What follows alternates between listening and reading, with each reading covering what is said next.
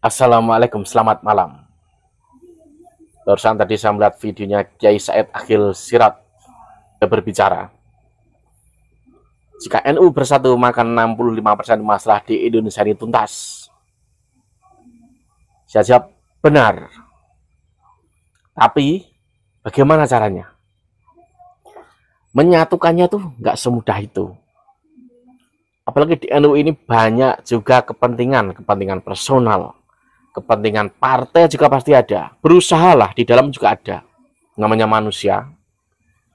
Yang jelas, jika PBNU tetap harus netral. Itu bagus. Yang jadi masalah, bagaimana menyatukan hal demikian. Bagaimana cara menyatukan?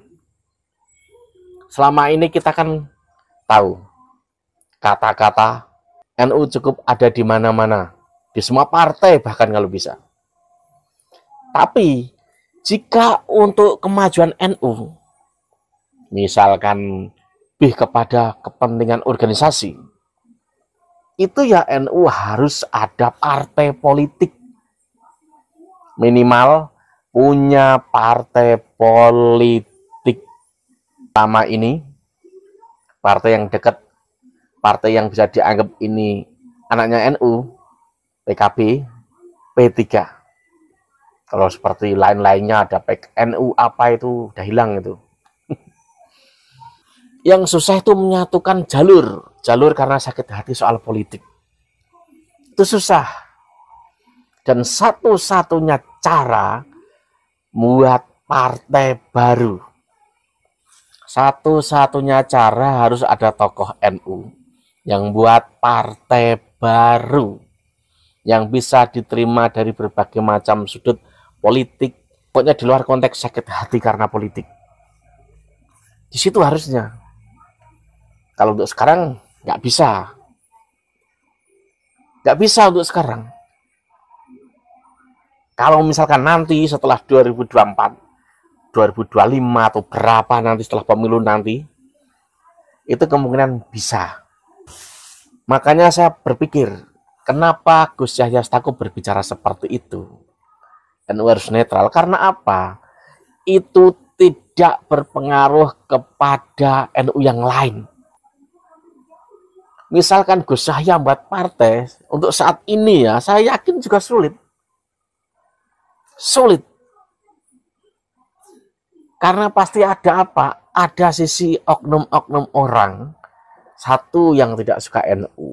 Dua, misalkan oknum NU yang masalah politik lah atau apa, pasti juga ada. Jadi bagaimana menyatukan? Ya kan?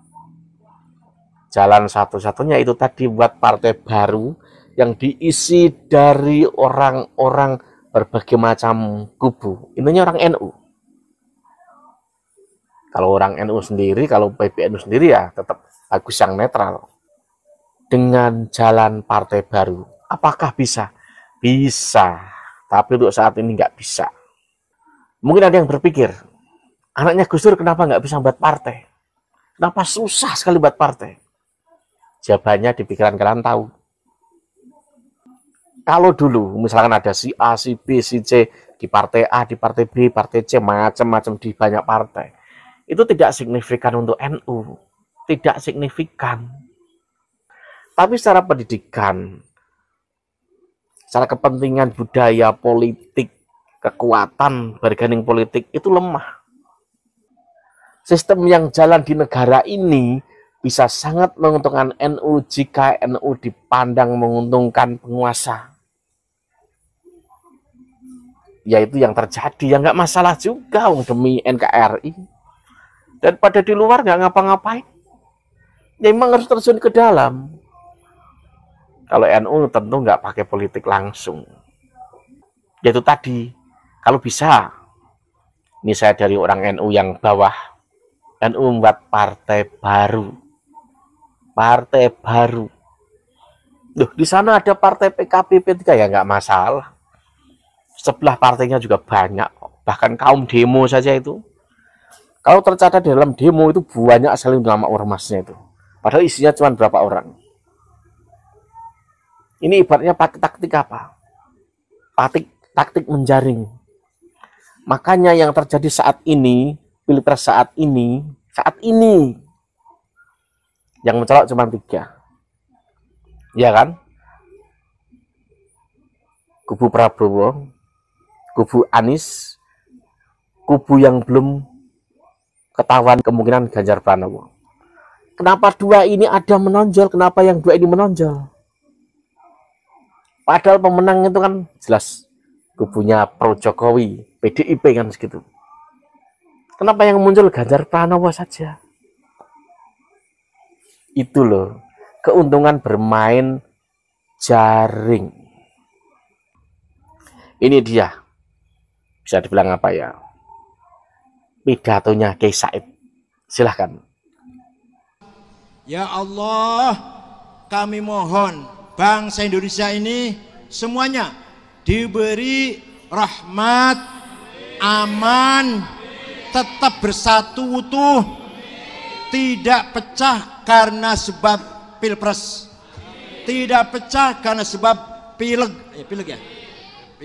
umum, apalagi wabil khusus warga Nahdlatul tidak boleh pecah, tidak boleh pisah-pisah, wajib jadi satu, wajib jadi selama NU bersatu, insya Allah urusan negara berarti 65% selesai, itu 65%. Tinggal 35% lagi. Maka segala sesuatu kalau dimulai dari NU beres tuh. Dulu pernah pemerintah mengagendakan, memprogramkan keluarga berencana, alot, gak diterima oleh masyarakat, sulit. Munas memutuskan bahwa ya tanzimun nasl, ngatur anak itu boleh-boleh saja dengan niat supaya menjaga kesehatan. 2, lil maslahah pendidikan anak. 3, boleh juga untuk merawat kecantikan istri, boleh itu. Jadi anak itu jangan banyak-banyak supaya istri tidak gembrot. Boleh.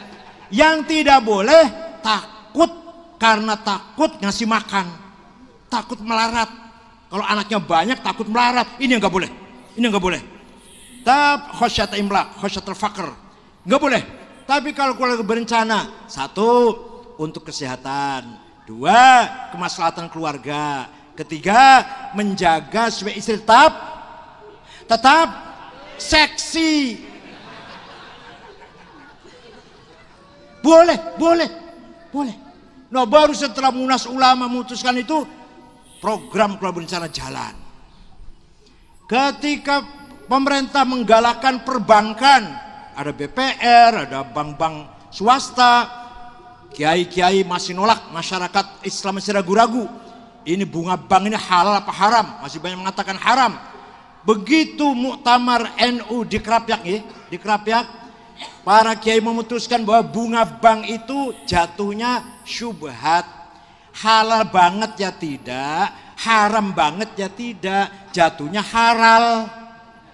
Bunga bank itu haram banget tidak, bukan mencuri, nggak ada yang dirugikan. Halal banget tidak, di situ ada sedikit ada manipulasi, ada ketidaktransparan, ada ditutupin, ada ketidakjelasan, maka ada haram. Tapi haram banget ya tidak, halal banget ya tidak, jatuhnya halal. Jadi yang punya uangnya sedikit disimpan di bawah bantal saja. Paling-paling 200.000 punya uang, taruhnya di bawah bantal lah. Tapi kalau punya uangnya 2 miliar, ya masa taruh di rumah, nanti ada maling, ada kebakaran, taruh di bank. Nanti bunganya diambil untuk sedekah, karena bunga itu termasuk yang syubhat tadi. Baru setelah ada keputusan seperti itu, jalan agenda program perbankan itu. Walhasil kalau dimulai dari Nahdlatul Ulama, insya Allah akan mudah tersebar sebagai agenda nasional. Ketika dulu orang pertama kali mengusulkan dibubarkannya PKI juga NU, Jamaluddin Malik, ya, Jamaluddin Malik. Kemudian mengangkat Pak Harto jadi presiden sementara juga dari NU waktu itu. Tanpa NU belum tentu ada orde baru. Tanpa NU belum tentu lahir Orde Baru. Tenan itu. Peran NU lah yang sangat besar melahirkan Orde Baru, walaupun setelah berdiri Orde Baru, NU ya, disuruh sedekap, disuruh takbiratul ihram, diem aja, nggak usah ikut-ikut. Inilah sejarah ini harus kita renungkan betapa besar andil dan kontribusi Nahdlatul Ulama. Bukan saya, tapi para pendiri NU, min auliyaillah wa hibbaillah, kekasih Allah semuanya, Mbah Hashim, Mbah Wahab, Mbah Bisri, Mbah Maksum, Mbah Abdul Halim, Mbah Siddiq, semua itu kekasih Tuhan semua itu. Min auliyaillah. Maka kita ini meneruskan warisan dari para waliul. Walaupun kita potongannya nggak ada yang wali, potongan. Nah, sekali lagi mudah-mudahan barang siapa yang khianat, melakukan sesuatu yang merugikan bangsa, membuat pecah belah masyarakat, kesatuan persatuan Indonesia terganggu, maka orang itu berkhianat terhadap dirinya, berkhianat terhadap NU. Kalau orang NU itu berkhianat terhadap negara, tanah airnya, dan berkhianat kepada Allah Ta'ala. Mosok tega-teganya sih berbuat sesuatu yang Indonesia akan berantakan. Kok tega banget sih? Anda berbuat sesuatu, apa hoax, apa adu domba, apa fitnah, apa hate speech, yang mengakibatkan Indonesia ini bubar atau perang saudara. Kok tega banget sih? Negara dibangun dengan darah, bukan hadiah, bukan. Dengan darah, dengan nyawa. Kiai Zain Mustafa dari Tasikmalaya dipenggal kepalanya di Ancol, itu kiai itu oleh Jepang. Kiai Hamid Rusdi dari Malang diberondong oleh Jepang, sampai sekarang menjadi nama jalan di Malang. Nama jalan ada Jalan Hamid Rusdi. Ada lagi dari Lumajang, Kiai Ilyas, Kiai Ilyas kapten pangkatnya, dibunuh oleh Jepang. Kiai Hasyim Asy'ari dipenjara di Mojokerto 1 bulan.